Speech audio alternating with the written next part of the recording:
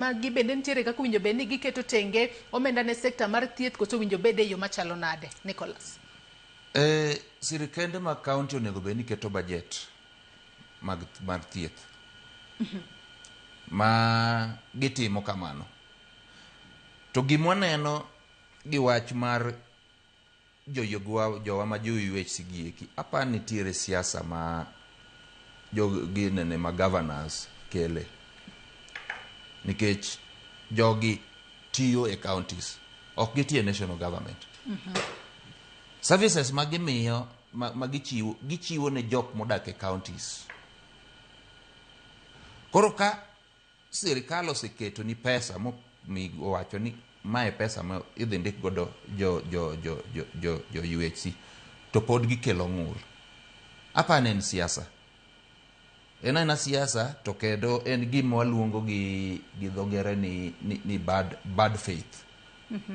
Yes, en bad faith to gi siasa mang'eny ma gidwa ni ginena gitungu wagoda tunga mondo sekta mar thieth ni ero bed ni ok onyal bedo stable.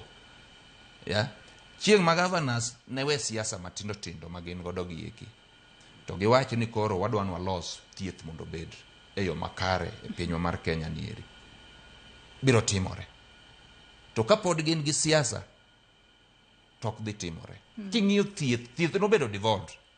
Actually, king'iyo kata na gineno osiptende ma national government bed ni godo, ok ginyaromo kata par. In fact, ok en Jaramogi, MTRH ma Moi ginene, to gi KU to gi Kenyatta. Karibu gina ang'wen. Magi osiptende ma national government ni godo. Osiptende modongi te ni e counties. To koro counties ok dwa kao wach mar thieth seriously. Nikech en gima lit sana ka ng'ato osebedo ka tiyo ni e higni 6 madhi 7. E higni gi te pok recognize effort ma jogi eki keto e sekta mar thieth. Ni pod iketo siasa ni ionge gi pesa, ionge gang'o, to pesa to bentie tia miting'o ogunia e mang'eny.